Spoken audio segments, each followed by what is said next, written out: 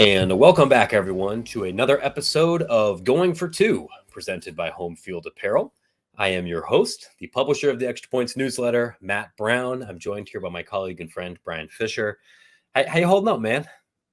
Sounds like I'm doing a little bit better than you. For those that have not been following along on the Extra Points newsletter and or your Twitter account for up to the minute updates on your health. Very, very important. Yeah, no, I missed a couple of days of newsletter writing, which I almost never do. And I'm kind of picking myself up right now because right after the NIL summit, can't confirm if I caught it at the summit or at the Atlanta airport, which is probably a place where a lot of diseases are shared, or somewhere else. I don't know, but I did come back and I unfortunately got COVID for the first time. And friends, I do not recommend the experience if you can avoid it. I don't want to get political or partisan. I'm just going to say having COVID is pretty unpleasant.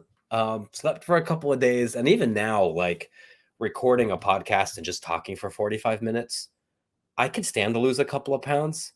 I'm not that fat. The fact that I'm a little bit winded after just talking for a little bit, I think speaks to the fact that I'm still recovering from this. So if I am a little slow out of the gates on the mic or on the newsletter for the next couple of days, I beg your forgiveness. I'm operating with like half a lung right now, right? But I'm well enough. Champ, yeah. You're toughing it out. We appreciate that. I'm sure the audience does. That's why they got to subscribe to the Going for Two and Extra Points. So not only to get you back on your feet, but catch up on some of the latest when you do get that second lung going. Thank you, Bryan. I don't want to use the word hero, but we could. Right, this isn't exactly a flu game scenario here, but it is close to it as I plow through this to try to give people sports content. I am excited about today because one, we have a guest, and two, we're going to talk about something that's completely different from what everybody else on the internet is talking about right now. I spent a lot of time digging through those reader and audience feedback surveys. I deeply appreciate. I got like 780 people responded, which is wonderful. And people saying, "Hey, listen, we really appreciate all of the EA Sports video game coverage. Great, I'm going to keep doing that as much as I can. We really appreciate all the conference realignment coverage. Great, I'm not going to make anything up. That is news cycle dependent, but I'm going to keep hitting that beat when I can. And but not everybody loves talking about NIL all the time. Not everybody loves talking about transformation committee or existential crisis in college athletics. So today, I wanted to talk about a book that I read recently. It's called Miracles on the Hardwood. It's by our friend John Gasaway at ESPN. And this book, which came out last year, I think, is a history of not just college basketball, but a history of Catholic college basketball. And John's argument here is that there's a reason that so many Division I Catholic colleges have historically overperformed on the court relative to their budget and resources and location. So this is like the perfect EP kind of book for me, right? It's like it hits all of my interest levels. And after I finished this thing in a week, and I finished it before I got Rona, so like I had the energy to do other things. I finished it in a week. I was like, I got to have John on to talk about this. So today, I want to talk about early college basketball. I want to talk about the history of the church and college basketball. I want to talk about Canisius and St. Bonaventure and Villanova and Georgetown and University of San Francisco and some of these things here. And I want to get into the weeds, and I want to completely counter program whatever the national talking point is in sports media. Because whatever it is we're angry about right now, we're talking about, I'm pretty sure it's not Bill Russell's San Francisco Dons. Might be a fun little change of pace for a bunch of dorks, right? Absolutely. I mean, this is a great trip down memory lane, and I think it's important to get, the added context of college athletics. I mean, I think everybody is so football centric, and obviously that is a big driver of college athletics nowadays. But yeah, at the end of the day, college basketball played a huge role in promoting the NCAA for decades and making sure that, really a lot of regional schools became national schools, national brands. And, you can't really write the history of NCAA athletics without telling the story of the Georgetowns of the world, right? And who really put themselves on the map using their college basketball programs. And it's a fun topic to get into, certainly with John, but I think just making sure that you kind of get the background and the history and the context of things is certainly huge, just not only understanding what happened, but really providing some insight into also where this kind of giant enterprise is going as well. Yeah, if you want to better of course, to understand the history of college sports informs you about the big battles about amateurism and academics and all those other things. And there's some of that here in this book too. But mostly I thought it was just fun. Not necessarily like a big takeaway that's going to leave you super informed for the battles ahead. There is some of that, but it was fun. So without further ado, let's bring in John here. Let's have fun for a minute. Let's remember some guys. Let's learn a little bit about Catholicism. Let's learn a little bit about the history of college basketball and analytics and weird stories from the beginning. Let's bring on an expert here real quick. Wonderful. John, thank you so much for taking some time to chat with us. It is a pleasure for us to talk about something that has absolutely nothing to do with name, image, likeness here for a minute. And it's a pleasure to talk to somebody who I think has such a unique perspective on a different sport. So thanks for taking the time. Thank you for having me. It's a pleasure to be here. John, I want to start here. You know, we were just talking about this off air. One of the reasons I was so excited to read this book is I'm a college football writer at heart, and you know, digging into college basketball history is a little bit like learning another language. You know, particularly for some of the very early parts of college basketball history. And I know you're somebody that really likes to use advanced stats and numbers to help tell stories and help illustrate what's happening, because as a fan, maybe you're just watching the ball. And in so many of these early stories you're talking about in the 30s and 40s and 50s, we don't have tape. You can't chart plays, and the box scores are bad.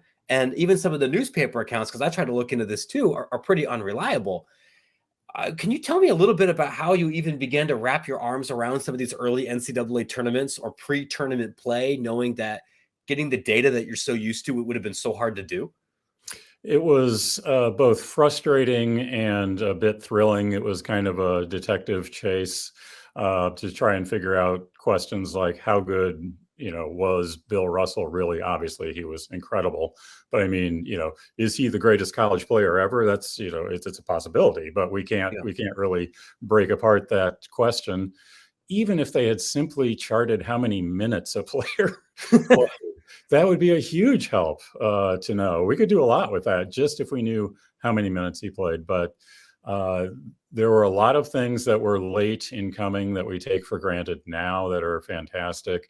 I was amused and thrilled in the research of the book to come across the word assist used in quotes, you know, in the newspaper story. They said, and this is what an assist is. And that was from like the late 1940s. It was a guy at Madison Square Garden saying this is a handy thing, and we track these. And other people thought that was kind of cool, and that caught on.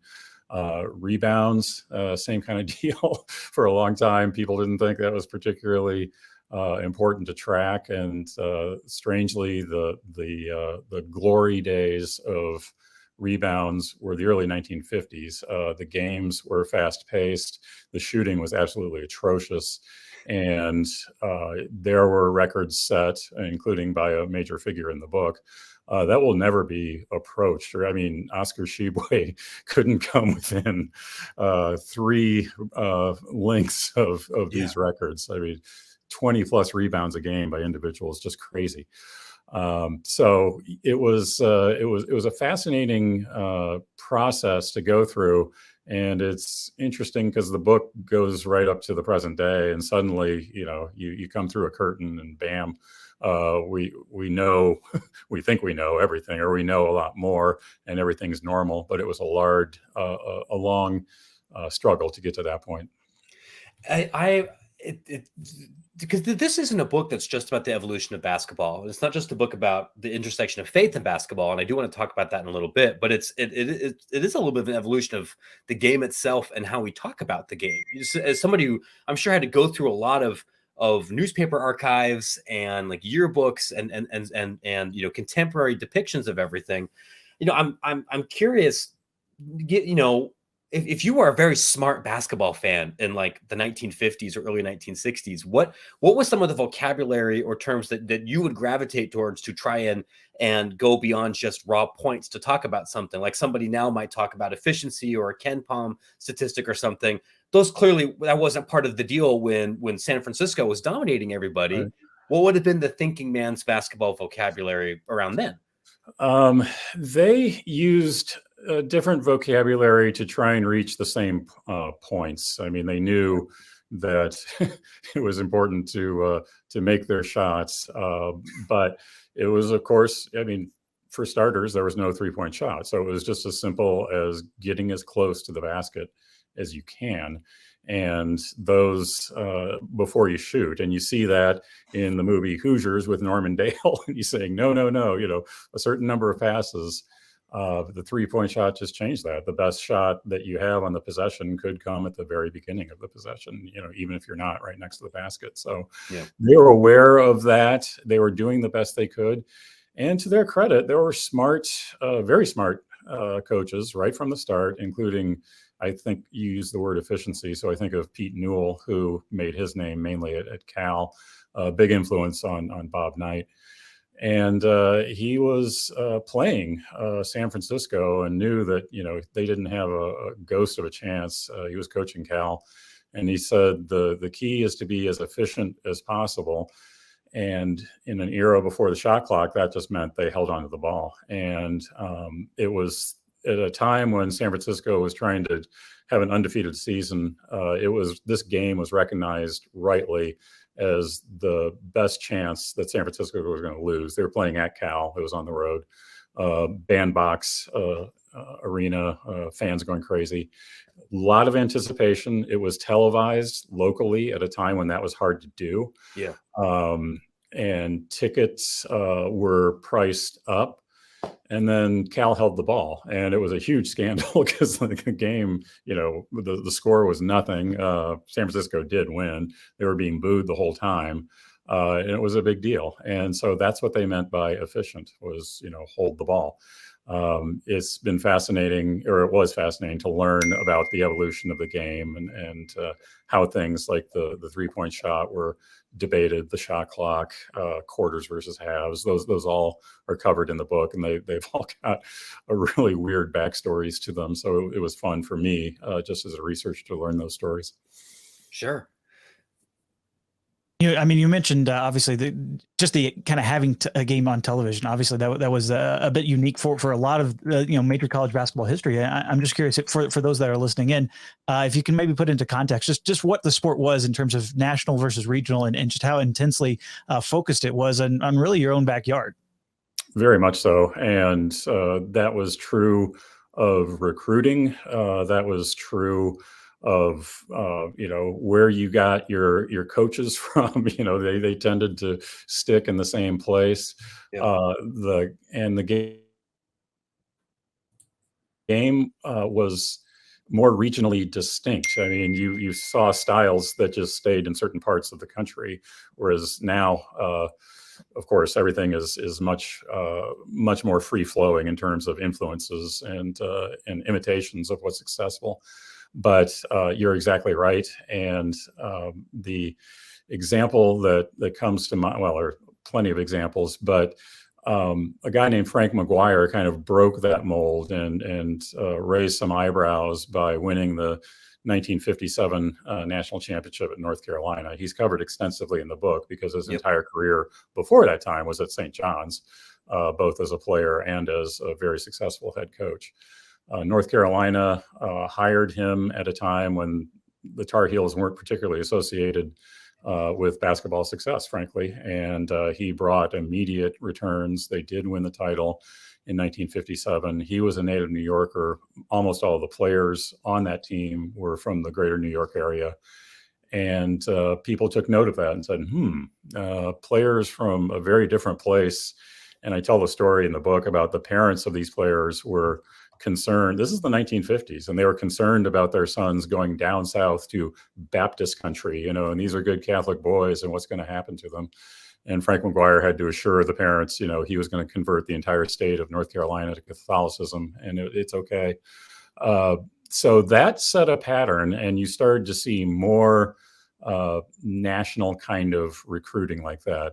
Obviously and famously, Wilt Chamberlain traveled all the way from Philadelphia to Kansas, and that caused all kinds of suspicion and tongue wagging. Oh, they must have, paid him a king's ransom. And he always denied that, I thought rather convincingly. He just wanted to get to a school that was really good and good at basketball and get away from his home and have some fun.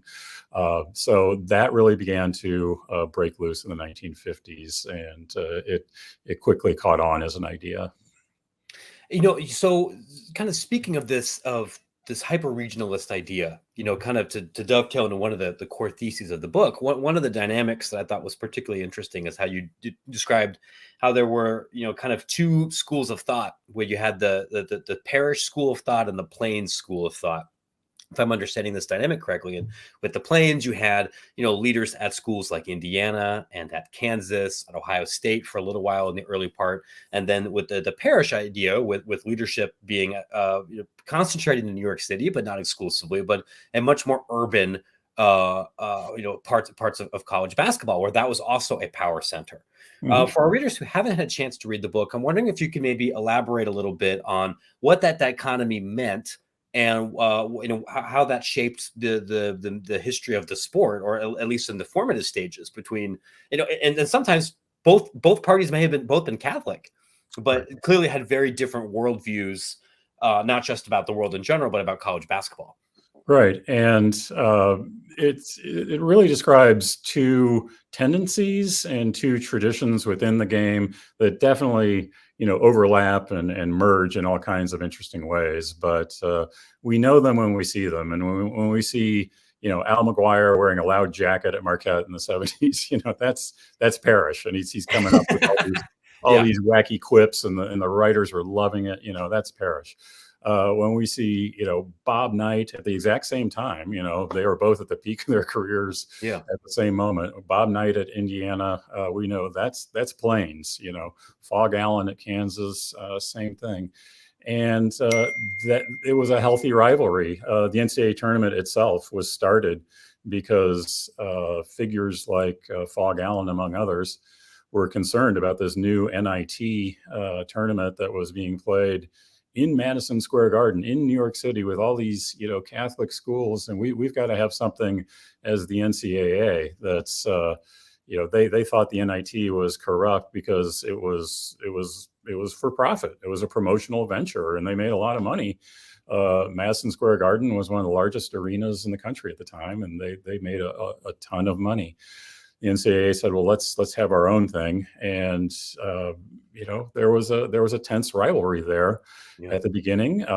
Initially, a lot of Catholic schools weren't even members of the NCAA itself. And then once they said, okay, we'll join the NCAA, they still held off on joining conferences. That too was seen as kind of a Plains tradition thing, where you have these conferences. Not always, but generally speaking. And then, of course, it was Dave Gavitt's great insight to finally build the super conference with heavy but not total Catholic representation in the East that people had been talking about at that point for 20 years. So they're not, these borders aren't sharp. And as I say in the book, the state of North Carolina is where things get completely messy, because North Carolina State made its name by hiring a famous Indiana high school basketball coach, a legend, Everett Case, and that's as Plains as you can get. And North Carolina said, well, we'll get this guy from St. John's, Frank Mcguire, Parrish. And what do you do with the blue bloods in the state of North Carolina? They're kind of neither nor, but there are tendencies, and you still see them to this day. And whenever Villanova, goes to the Elite Eight or the Final Four or wins it all, you hear everybody, Catholic basketball. Yes. And naming all of the great names, individual and teams from the past. It's a very coherent and readily recognized strain in the game of college basketball. So I'd like to talk a little bit more about part of why that is, and part of the reason this dynamic is fascinating to me as somebody that primarily covered college football and grew up in that world, is the idea of a St. Bonaventure or a Canisius or some very small, modestly funded program just getting 8 guys to really buy in and achieving at a very high level. That's impossible in college football. It's like literally the very first thing in your book, if I recall correctly. So like it's fascinating that this is different. But part of the core thesis of the book, if I'm correct here, is that throughout all of the history of college basketball, Catholic schools in particular have enjoyed at times a disproportionate success relative to their budgets and resources.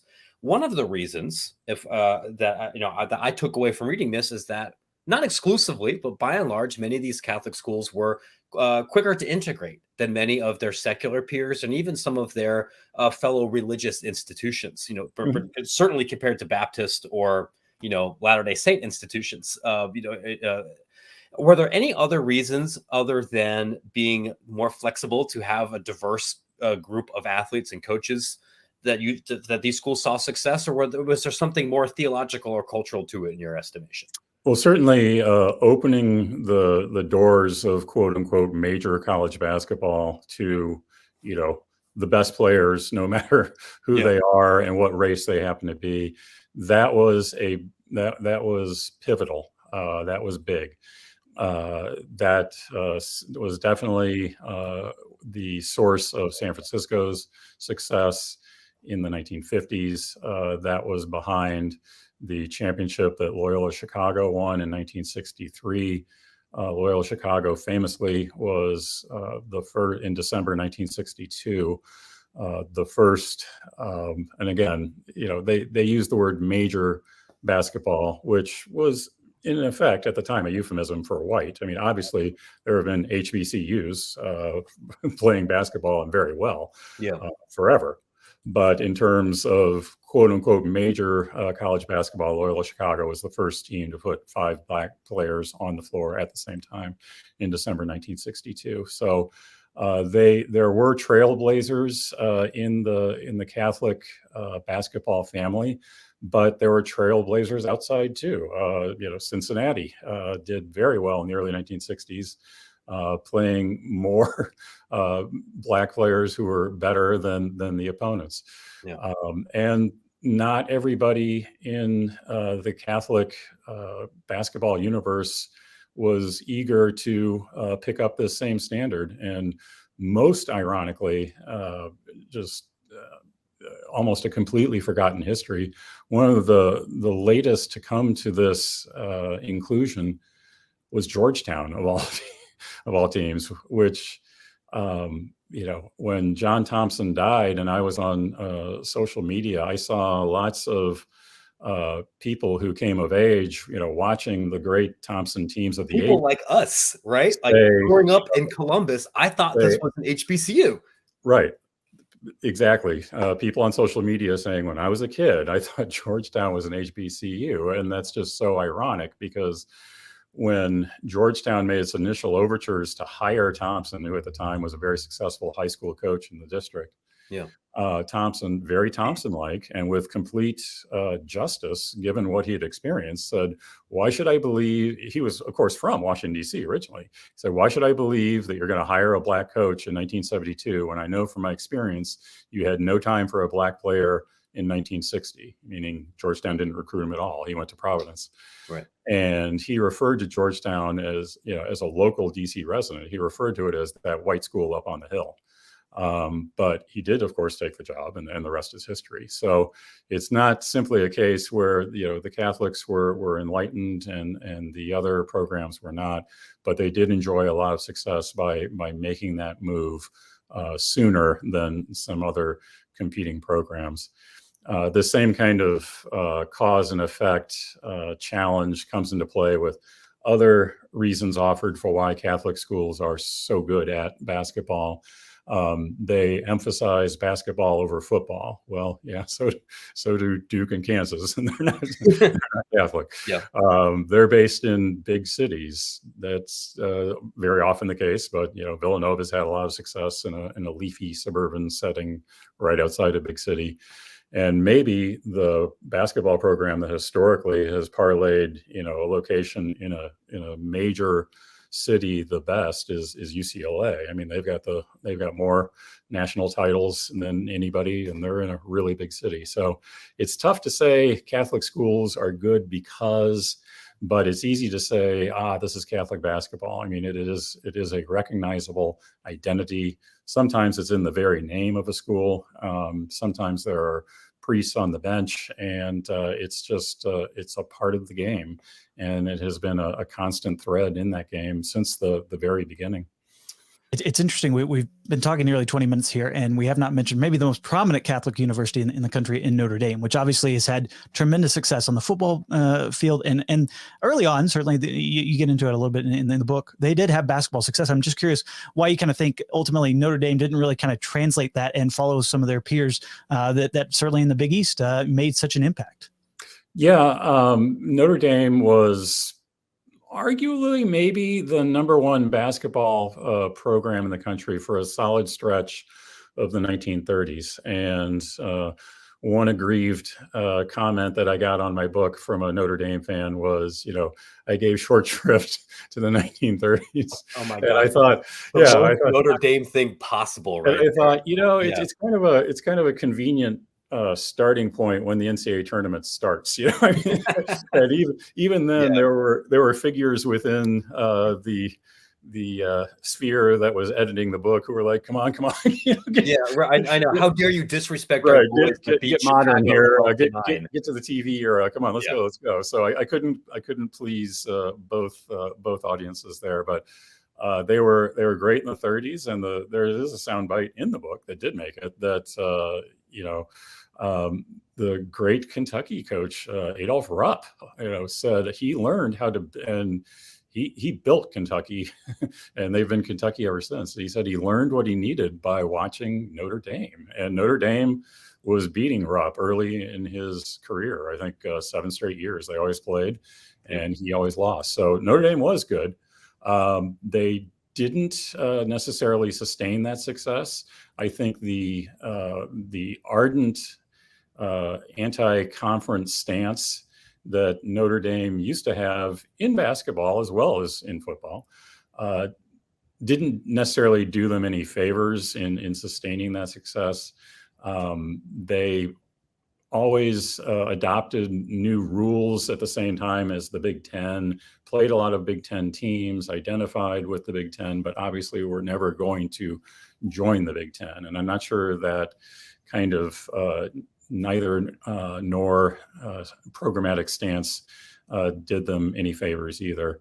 And then in recent years, of course, they have had success. They were great several times under Digger Phelps. They famously, beat UCLA and Bill Walton in a classic game. They did reach a Final Four in the late 70s. So they've had their moments, and I, for one, will always remember that was a classic Elite Eight game in 2015 against Kentucky. I mean, it's rare when my entire family, children, spouse, my parents, and everybody are just like riveted by a college basketball game, and the room was just screaming. So they've had their moments, and they will again, I trust. But a venerable name in the sport, definitely. Let me ask a stupid question here, as a lifelong Mormon that does not know every little bit of nuts and bolts about American Catholicism. Because when we're talking about Catholic basketball, even just at Division I, that means a lot of different kind of institutions. And I learned this. I mean, I think I intellectually knew it, but I learned this from reading the book, that not all Catholic institutions are created equally, and they're founded by different orders, and they have different missions. And I don't know anything about any kind of beef or rivalry between the Jesuits and anybody else that founded these other myriad institutions. I'm curious from your research, did you find that there was a correlation between either basketball success or a particular kind of culture and any specific order or type of Catholic institution? Or is it fair to use the broad catch-all Catholic basketball, even though Villanova and Notre Dame and Georgetown are very different kinds of schools? Right. It's interesting because a lot of times the Jesuits are rightly proud of their basketball success and their prominence. And it is true that if you look at the list of all Jesuit, colleges and universities in the United States, a really high percentage of them have made the decision at some point in their history to play Division I basketball. And that's not at all true of all Catholic orders. So people do tend to think Jesuit when they think basketball. It is Georgetown. It is Gonzaga. It's of course Loyola Chicago. It's Sister Jean, and they're very proud of that identification. They tout it at every chance they get. But Villanova is pretty good too, and they're not Jesuit. And in fact, they've won 2 national championships pretty recently here, and they're Augustinian. And there's I can't recall the gentleman's name. He's a Jesuit priest, and he's written a good book about the Jesuit order. But he's quoted in newspapers anytime Catholic teams are doing well. And the Jesuits were founded by St. Ignatius, and he has kind of a backhanded compliment to Villanova. Well, they're as good as they can be without being Jesuit. And he said something like, "I'm sure St. Ignatius is rooting for all the Catholic teams, even Villanova." So there is some tension there between the orders, but they all have their distinct missions and histories, and when they do well, they all rejoice. When St. Peter's performed miracles in this NCAA tournament, I think I follow a Jesuit college basketball social media account, and they were just, "Oh, praise be the sons of St. Ignatius." The lads from Jersey City did it. So it's cool. It's cool to have those traditions and those identifiers, and there's no time to hit those chords quite like March Madness. No, and this exact sentence that you just said right there could not exist anywhere else, I think, within the American sports lexicon other than college basketball. That feels like an extremely Italian second division Italian soccer thought, which is fun. Let me ask you one last question. Bryan and I have joked about this. It's a popular Twitter trope that comes up every once in a while, that one of the great things about being a sports fan and digging into sports history is the fact that it affords us an opportunity to remember some guys, which feels wonderful. And this is one of the joys that I had, as I was reading about teams from the 80s and early 90s and mid 90s, thinking this person got a cup of coffee with some terrible Cavs teams, and this person was on the Milwaukee Bucks for a little while, and it's fun to remember this journeyman was actually an amazing player at Providence or anything. I'm wondering, as you get a chance to not just relive their athletes performances on the court, but learn more about their personalities and their stories and digging through there. Were there any individuals that stuck out to you as I'm really glad I got to remember this person that is memorable beyond just averaging 18 and 11 for Loyola Marymount or something? Was there some guys you wanted to remember? Yeah, it wasn't so much for me the personal memories. I added, tons of information to my knowledge about players that I thought I knew from my, personal viewing experiences. And that was fun. But actually writing and researching the ones where I had no personal memory of it, that was equally fun. And what comes to mind is pretty much the entire chapter on Al Mcguire and Marquette. He was just an insane quote machine in a good way. And they just came rolling off him effortlessly. And, I still remember submitting my first draft to my editor. And when we got to that chapter, every comment was positive. And he was like, amazing, great. And all I was doing was quoting Al Mcguire. So, stuff like that. The whole story about Walter Dukes, a player from the 1950s, who, before I wrote this book, I just knew him as the record holder for most. I knew the name, and I knew the general idea. He was kind of, Will Chamberlain, Ford Chamberlain, just an amazingly athletic, 7-foot guy, turned loose on 1950s basketball. But what a saga on and off the court that guy had, that I did my best to distill to about 3 pages. I would have liked to have done more, but things like that, and learning, that during timeouts, it used to be that you weren't allowed to go to the bench and confer with the coach. You just, stayed out on the court and drank water. When did that change? Why? Yeah. Basic questions like that. When did quarters go away? Why? Things that are like so basic that I was always embarrassed to ask. Now I got to know. So in addition to, in my case, charting the twists and turns of especially Gonzaga and Villanova in the early 2000s and into a bit of the aughts in their NCAA tournament fates. A lot of players where I was like, yeah, I remember. Okay, that guy, that name. Early Gonzaga dynasty types. Sure. Wow, yeah. Haven't thought of those names, for a while.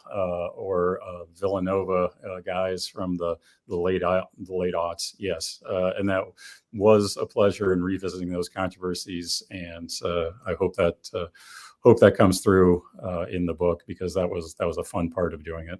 I'm glad that you actually mentioned both of those, because if there were two of the parts where I felt the most joy, not just as a reader, but also I could tell that you put joy into it, was about Al Mcguire, who's somebody that I knew of and had seen pictures of, but did not fully appreciate. And I think if you were somebody that's not a diehard college basketball person, but if you were to think of people within college basketball history who would have had the most delightful Twitter account, I think this is probably your guy, right? Like him or Jimmy V, maybe, but in terms of like somebody who saw the humanity in his players and being absolutely hilarious, like that's your guy. And then also, I think when reading this, you could tell this is that you are somebody that cared very deeply and knew a lot about those early 2000s, like nascent Gonzaga, Villanova programs, and the level of detail and joy that comes from like their, growing and heartbreak and getting back up again and everything. And also because I remember part of those teams too, was wonderful. I've appreciated learning about 1940s, 1950s basketball, but those were like some of the high points, I think, for me as a reader as well. Yeah, Al Mcguire was incredible. He was asked by one of the nation's best recruits, well, how do I know you're still going to be coaching when I graduate at Marquette?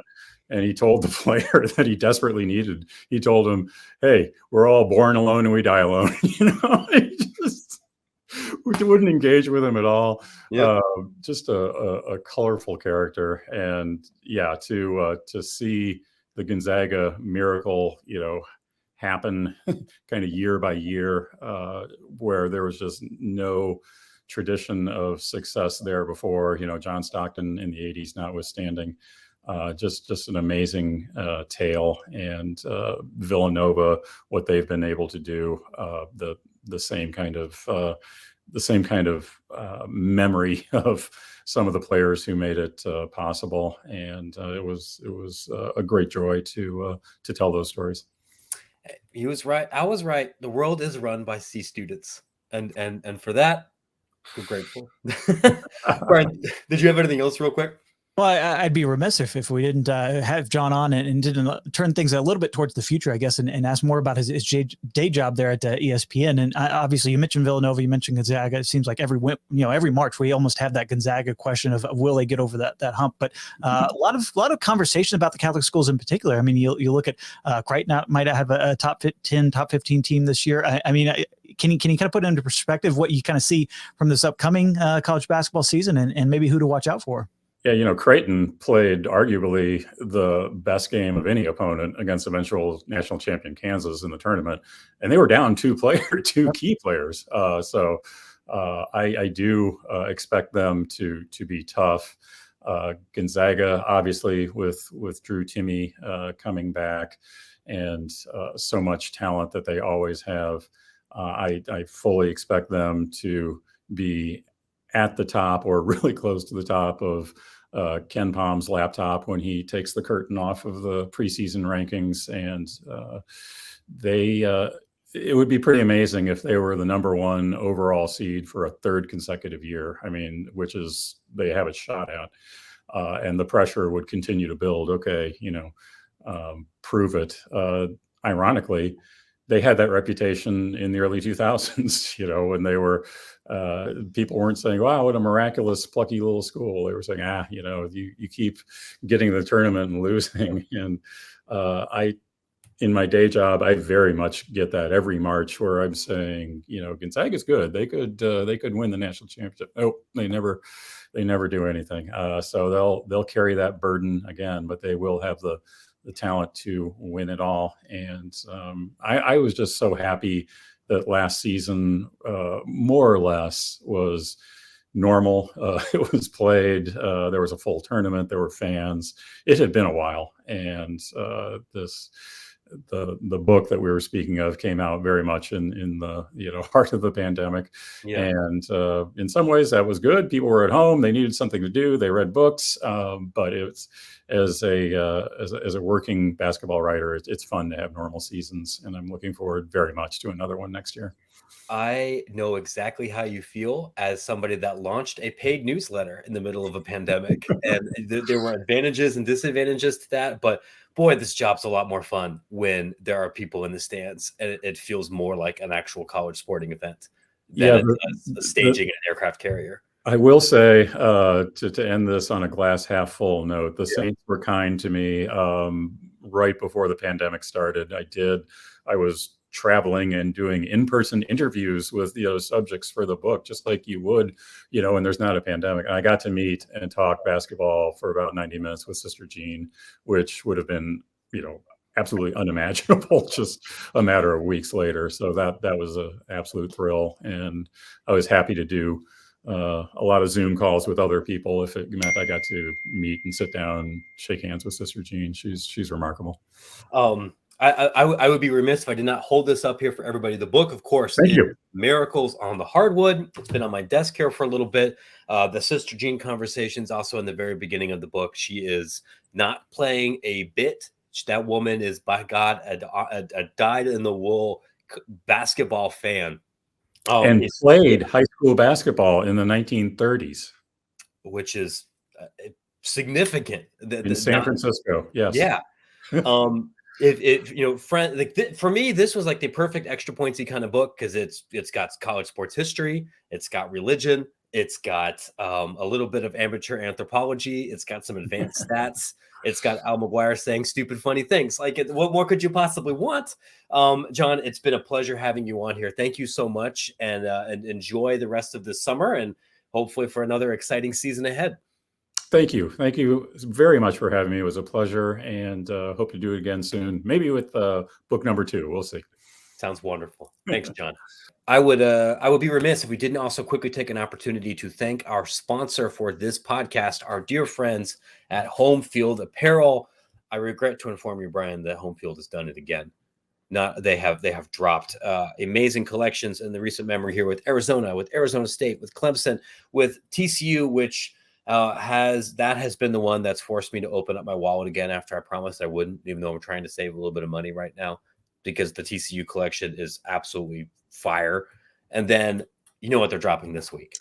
Well, the one that's really going to upset my wife in terms of when she sees the credit card bill, I think it's that is, if TCU is opening your wallet this week with Wazoo is definitely going to help open mine. We are all teasing images already that they've sent out, and the stuff is fantastic.